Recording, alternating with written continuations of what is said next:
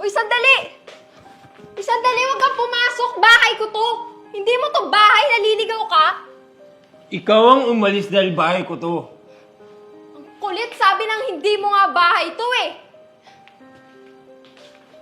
Uy, ano ba? Sandali! Sa kabila bahay mo! Alis! Ano ba? Alis! Alis! Aray ko!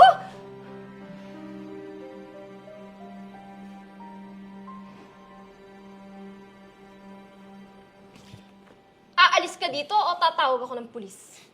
Ako? Bahay ko to eh. Baka ikaw ang trespassing.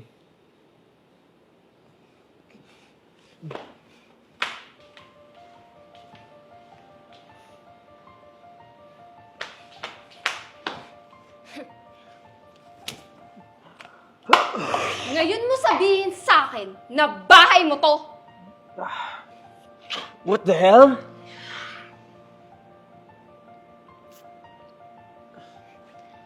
Oh, edi sorry. Tao lang. Nagkakamali. Lumabas ka sa pamamahay ko! Ngayon na! Bilis! Labas! Alis! Chill. Ito na.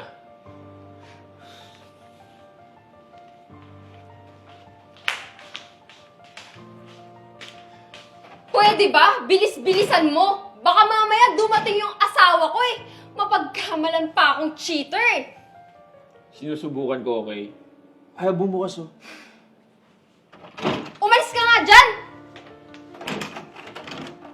Pucha naman oh! Anong ginawa mo? Sinira mo yung pintuan ko! Ay! Visit! Yes, please. Kailangan nyo na pumunta dito as soon as possible. Hindi pwede hindi ako makalabas eh. What? Isang oras?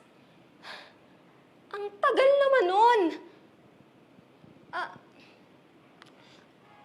Okay, fine. 1 hour.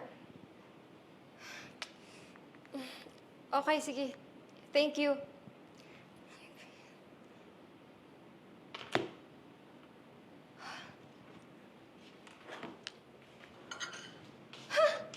Anong ginagawa mo? Luto ko yan para sa asawa ko at hindi para sa'yo. Mukhang masarap eh. Special ba yan? Alam mo, di na magiging masarap yan kung magiging malamig lang eh.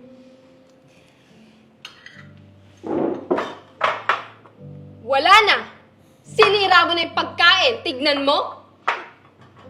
Hindi lang yung pinto yung sinira mo. Pati yung anniversary naming mag-asawa. So, anniversary niyo pala. So, nasaan siya? Bakit niya naman pinag-iintay yung maganda niyang misis? Ako? Maganda? Sobra. Kaya kung ako sa'yo, kakainin ko na yan bago maging malamig. Sayang lang effort mo. Eh, hindi nga para sa'yo yan eh.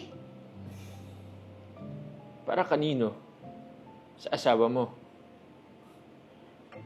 Paalala ko lang holiday ngayon walang trabaho.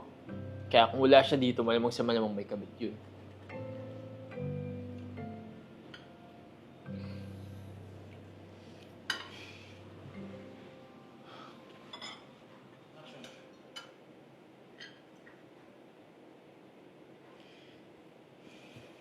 Oh, wala pa rin ang asawa mo?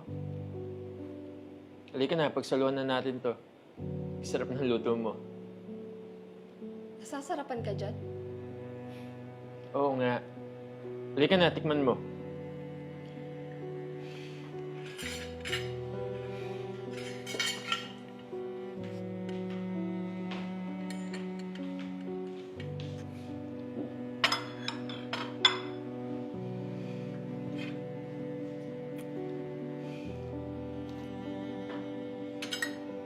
Sarap.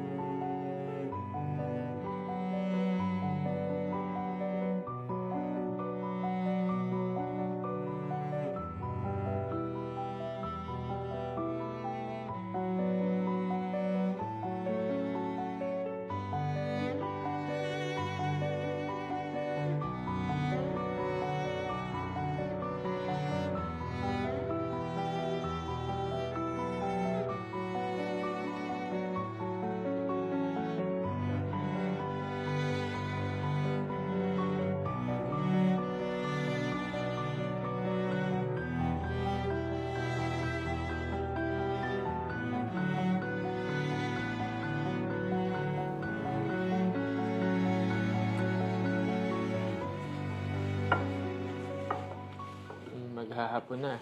Wala pa yung asawa mo. Sigurado ba kayong anniversary niyo? Tsaka, ba't di ka nakabihis? Hindi naman kami lalabas eh. Ha? Bakit? Wala. Ayaw niya naman eh.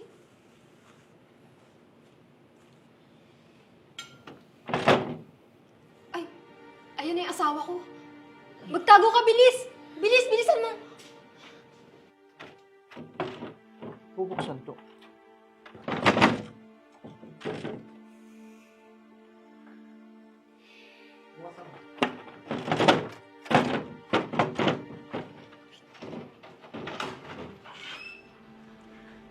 Finally.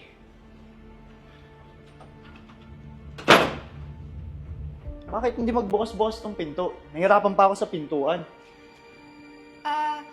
Mahal, ano kasi, nasira yung lock ng pinto natin eh. Pero, tumawag naman ako sa panday. Kaso, hindi pa dumadating eh.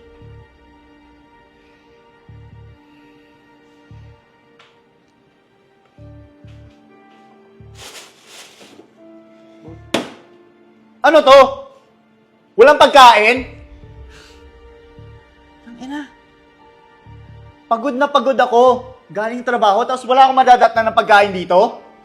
Pero, mahal, kanina pa kita inaantay. Hinihintay? Alam mo, di na lang sana kita naging asawa eh. Wala ka namang kwenta dito eh. Ultimo, pagsilbihan ako dito sa bahay, hindi mo magawa! Pero, mahal, pwede naman tayo magluto dalawa eh. Besides, anniversary naman natin eh. Ito na lang yung bonding nating mag-asawa. Ano sabi mo?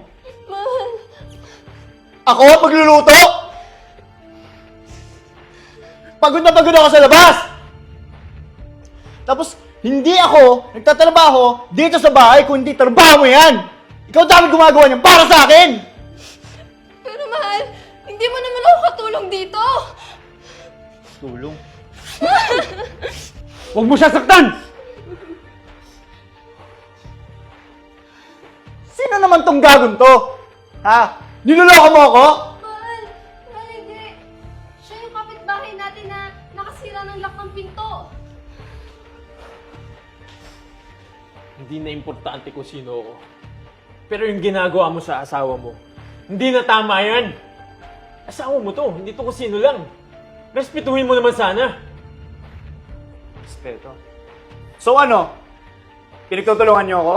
E di magsama kayong dalawa! Kunin mo na yung babae na yan, total wala naman yung silbi dito sa bahay! Mahal, huwag mo naman ako ipamigay na parang gamit lang oh. Gamit? Bakit? Sa isang tulad mo ba, sa tingin mo, tatagal ako sa'yo? Nagsasawa na ako sa'yo! Tingnan mo nga yung sarili mo! Hindi ka nakagaya dati na ang ganda-ganda mo! Ngayon ayoko na sa'yo! Losyang ka na!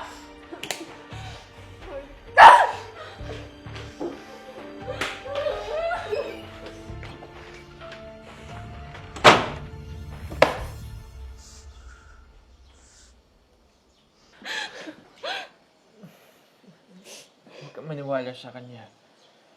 Hindi totoo lahat ng mga sinasabi niya sa'yo. Alam mo, kasalanan mo to eh.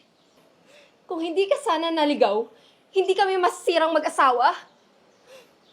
Ano? Naririnig mo ba yung mga pinagsasabi niya sa'yo? Walang lalaki ang mahal ka na pagsasabihan ka ng ganun.